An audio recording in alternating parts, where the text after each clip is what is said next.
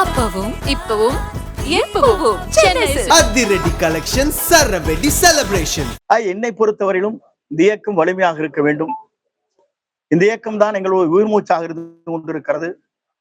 இந்த இயக்கத்தை பொறுத்தவரையிலும் தடுமாறாமல் இந்த இயக்கம் திராவிட முன்னேற்ற கழகத்தை, நல்லாட்சியை தமிழகத்திலே உருவாக்குவதற்கு நாம் அத்தனை பேரும் ஒருங்கிணைந்து அந்த பணிகளை மேற்கொள்ள வேண்டும் நோக்கத்தோடு தான் அந்த கருத்துக்களை வெளிப்படுத்தி இருக்கிறேன் என்பதை இந்த நேரத்திலே தெரிவித்துக் கொள்கிறேன். அதே போலதான் கன்னியாகுமரி நடைபெற்ற இடைத்தேர்தல், அந்த இடைத்தேர்தலில் நாம் வாங்கி இருக்கிற வாக்கு என்ன என்று சொன்னால் 5126 வாக்குகள் தான் பெற்றோம். அப்படி என்றால் 2,54,000 வாக்கு இடத்தில் 5000 வாக்குகள் பெறுகிற போது சட்டமன்ற தேர்தலுடைய நிலை என்ன என்பதை உணர்ந்துதான் அந்த கருத்துக்களை எல்லாம் நான் வெளிப்படுத்தினேன் என்பதை நான் இந்த நேரத்திலே தெரிவித்துக் கொள்கிறேன்.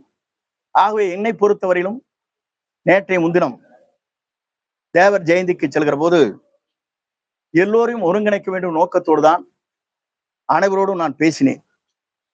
அவரும் சில கருத்துக்களை சொல்கிற போது அந்த கருத்துக்கு மாறாக இயக்கம் வலிமை பெற வேண்டும், இந்த இயக்கம் ஒன்றிணை வேண்டும், இந்த இயக்கம் வலிமையாக இருப்பதற்கு நீங்கள் ஒத்துழைப்பு எல்லோரும் நாம் தர வேண்டும் என்ற நோக்கத்தோடு தான் அந்த நிகழ்ச்சியிலே தேவர் ஜெயந்தியிலே கலந்து கொண்டு நான் அந்த பணிகளை ஆற்றினேன். அந்த பணிகளை ஆற்றுகிற போது தேவர் ஜெயந்தியிலே சென்று தேவருக்கு மரியாதை செலுத்தி தேம திருமகனாருடைய அந்த பூஜையிலே கலந்து கொண்டு எனக்கு கிடைத்த பரிசு தான் எனது இயக்கத்திலிருந்து நீக்கப்பட்டிருக்கிறது என்பதை நான் இந்த நேரத்திலே தெரிவித்துக் கொள்கிறேன். ஏன் இதை சொல்கிறேன் என்று சொன்னால், ஒரு தியாகம் செய்து தேசிய தலைவராக எல்லோரும் போற்றப்படுகிற, எல்லோரும் நேசிக்கப்படுகிற ஒரு தலைவருடைய விழாவிலே கலந்து கொண்டு நீக்கப்பட்டவரோடும் பேசியது உண்மை. நீங்களும் இந்த இயக்கத்திலே ஒத்துழைப்பு தர வேண்டும் என்று அவரிடத்திலே நாங்கள் பேசி இருக்கிறேன். நான் அதை மறுக்கவில்லை. ஆனால் இன்றைய நிலையிலே அவர் சொல்வது திராவிட முன்னேற்ற கழகத்துக்கு நான் உறுதுணையாக இருப்பதாக ஒரு கருத்துக்களை வெளிப்படுத்தி இருக்கிறார். பி டீம் சொல்லியிருக்கார். அவர் கருத்து சொல்லுவோம் பி டீம் யார் என்பதை நாடு அறியும். இன்றைக்கு கொடநாடு வழக்கு என்பது நாம் ஏன் இன்று வரையிலும் குரல் கொடுக்கவில்லை? நான் சாதாரண பொறுப்பாளர், இந்த இயக்கத்தை வளர்த்தவர், நாம் தெய்வமாக நேசிக்கப்பட்டவர். அம்மாவுடைய இல்லத்திலே நடைபெற்ற நிகழ்ச்சி, பல்வேறு கொலைகள் நடைபெற்றிருக்கிறது, 3-4 கொலைகள். அப்படிப்பட்ட நிகழ்ச்சி இருக்கின்ற போது ஏன் திராவிட முன்னேற்ற கழகத்திற்கு குரல் கொடுக்கவில்லை என்பதுதான் என் தொண்டருடைய கருத்தாக இருக்கிறது என்பதை நான் இந்த நேரத்திலே தெரிவித்துக் கொள்கிறேன். ஆகவே என்னை பொறுத்தவரையிலும் நான் பி டீமிலே இல்லை, A1 அவர் இருக்கிறார். அதுதான் உண்மை. இன்று வரையிலும் அவரது திராவிட முன்னேற்ற கழகம் என்ன செய்து கொண்டிருக்கிறது என்பது சட்டமன்றத்தில் எங்களுக்கு தெரியும். சட்டமன்ற வரலாற்றில் துணைத் தலைவராக OPS இருக்கின்ற போது அவரை நீக்க வேண்டும் என்று தீர்மானத்தை நிறைவேற்றி கொடுக்கின்ற போது முதலமைச்சரை எழுந்து இதற்கான கருத்துக்களை சட்டப்பேரவை தலைவர் விரைந்து எடுக்க வேண்டும் என்று சொன்னவுடன் 10 நிமிடத்தில் சட்டப்பேரவை தலைவர் அவர்கள் அதை அறிவித்தார் என்பதும் நாடறியும். ஆனால் அதற்கு முன்னாலே எத்தனையோ கடிதங்கள் கொடுக்கின்ற போது அந்த கடிதத்திற்கு முதலமைச்சர் ஒப்புதல் இல்லாமல் அந்த கருத்துக்கள் வெளிப்படுத்த முடியவில்லை என்பது அன்றைக்கு சட்டமன்ற பதிவேட்டில் இன்றைக்கும் இடம்பெற்றிருக்கிறது என்பதை மறந்துவிடக் கூடாது. அவன் A1 அவர் இருக்கிறார், பி டீமாக நாங்கள் இல்லை, A1 அவர் செயல்பட்டுக் கொண்டிருக்கிறார் என்பதை நான் பதிவு செய்ய விரும்புகிறேன். அதே நேரத்தில் என்னை இயக்கத்திலிருந்து இன்று நீக்கப்பட்டிருக்கிறார் என்று சொன்னால் உண்மையிலேயே மன வேதனை அடைகிறேன், வருத்தப்படுகிறேன், கண்ணீர் சிந்துகிறேன். இந்த இயக்கத்திற்காக 53 ஆண்டுகள் நான் இந்த இயக்கத்திற்காக என்னை அர்ப்பணித்தவன். தலைவர் காலத்திலே முதலே செயலாளராக இருந்து பணியாற்றியவன் 72. அப்படிப்பட்ட எனக்கு இது போன்ற தீர்ப்பு என்பது உண்மையிலேயே மன வேதனை அளிக்கிறது என்பதை நான் இந்த நேரத்திலே தெரிவித்துக் கொள்கிறேன். அதே நேரத்தில் என்னை பொறுத்தவரையிலும் அன்றைக்கு கருத்துக்கள் சொல்கிற போது உண்மையிலேயே என் மன வேதனை மட்டுமல்ல, கண்ணீர் சிந்த வேண்டிய சூழ்நிலையில் இன்று மனம் இன்றைக்கு உலாவிக் கொண்டிருக்கிறது. இரவு முழுவதும் நான் தூங்கவில்லை என்பதை நான் இந்த நேரத்திலே தெரிவித்துக் கொள்கிறேன்.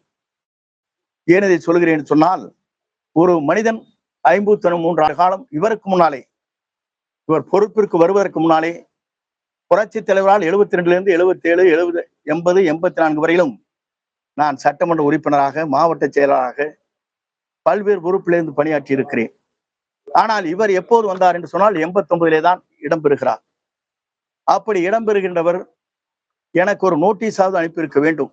ஒரு சீனியர் 9 முறை சட்டமன்ற உறுப்பினர் ஒரு கடிதத்தை அனுப்பி இதற்கு பதில் சொல்லுங்கள் என்று கேட்பதுதான் விதியின் அடிப்படையில் இருக்கிறது. அந்த விதியை மீறி அவருடைய சர்வாதிகார போக்கு என்று சொல்வார்களே, அதை போல யாரை வேண்டுமானாலும் தூக்கி எறியலாம் என்ற நிலையிலே அவர் இன்றைக்கு உருவாக்கி இருப்பது வேதனை அளிக்கக்கூடிய ஒன்றாக இருக்கிறது. விதிகளை பொறுத்தவரையிலும் புரட்சித் தலைவர் ஒன்றை கொண்டு வந்திருக்கிறார். 1975 ஆண்டு இறுதியில் கொண்டு வந்திருக்கிற விதி என்ன என்று சொன்னால், கழக தொண்டர்களால் பொதுச் செயலாளர் தேர்ந்தெடுக்கப்பட வேண்டும். இந்த விதியை மட்டும் யாராலும் மாற்றக்கூடாது என்று அந்த விதியை தெளிவாக 43 பக்க பேரா என்று சொல்வார்களே, அதில் பதிவு செய்யப்பட்டிருக்கிறது. இதையெல்லாம் நான் எதற்காக சொல்கிறேன் என்று சொன்னால், தொண்டர்கள் உணர்வைத்தான் நாங்கள் வெளிப்படுத்தினோமே தவிர அந்த உணர்வுக்கேற்ப இன்றைக்கு என் மீது களங்கம் ஏற்படுத்தி என்னை கழகத்திலிருந்து நீக்கப்பட்டிருப்பது என்பது மிகவும் வேதனைக்குரிய ஒன்று, வருத்தத்திற்கு ஒன்று. அதே போல என்னை பொறுத்தவரையிலும் அந்தியூர் சட்டமன்ற தொகுதியிலே துரோகத்தை செய்து விட்டார் என்று குறிப்பிட்டார். அதற்கான பதிலை அந்த சட்டமன்ற உறுப்பினராக போட்டியிட்டு இருக்கிற சண்முகனுடைய மகன் இங்கே வெளியிட இருக்கிறார்கள்.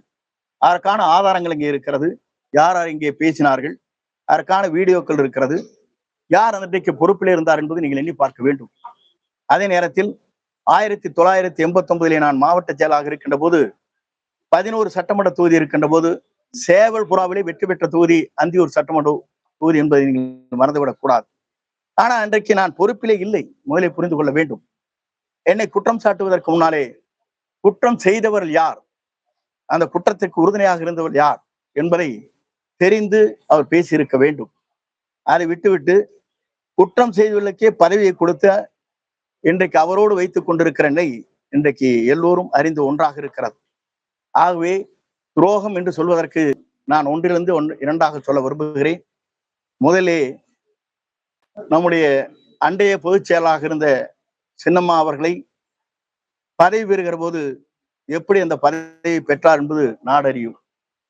அதற்கு பிறகு 18 பேர்கள் நீங்கள் என்னோடு இருங்கள், என்னோடு பயணிகள், உங்களுக்கு வேண்டிய அத்தனை பதவியும் தருகிறேன் என்று சொல்லி ஒருங்கிணைப்பாளர், இணை ஒருங்கிணைப்பாளராக ஏற்றுக்கொண்டு பணிகளை மேற்கொண்டார். என்னை குற்றம் சாட்டுவதற்கு முன்னால் அவர் தெரிந்து கொள்ள வேண்டிய ஒன்றே ஒன்றுதான், இன்றைக்கு அவருக்கும் அதே நிலை ஏற்பட்டிருக்கிறது. கழகத்தில் நீக்கப்பட்டிருக்கிறார்கள். 2024 தான் பாரத பிரதமரை தேர்ந்தெடுக்க வேண்டும் என்ற நிலையை தடுமாறி கொண்டிருக்கிற நேரத்தில் தமிழ்நாட்டில் ஒரு தடுமாற்றத்தை உருவாக்கி 2024 மட்டுமல்ல, 2026 மட்டுமல்ல, 2029 நாங்கள் கூட்டணி இல்லை என்று சொன்னவர் அவர் என்பதை நீங்கள் மறந்துவிடக் கூடாது. இதெல்லாம் எதற்காக சொல்கிறேன் என்று சொன்னால், ஒவ்வொரு நாளும் ஒவ்வொரு பேச்சுக்களை பேசிக் கொண்டிருக்கிறேன் உங்களுக்கு நன்றாக தெரியும். கோவையில் ஒன்றை பேசுகிறார், தஞ்சைக்கு சென்றால் ஒன்றை பேசுகிறார், அதற்கு பிறகு பண்ருட்டியில் ஒன்றை பேசுகிறார், சிவகங்கைக்கு சென்றால் ஒன்றை பேசுகிறார். அதுபோல ஒவ்வொரு இடத்திலும் பேசும் பேச்சுக்கள் மாற்றமாக இருக்கிறது என்பதை நாட்டு மக்கள் உணர்ந்து கொண்டிருக்கிறார் என்பதை நீங்கள் மறந்துவிடக் கூடாது. அப்பவும் இப்பவும் எப்பவும் அதிரடி கலெக்ஷன் சரவெடி செலிப்ரேஷன்.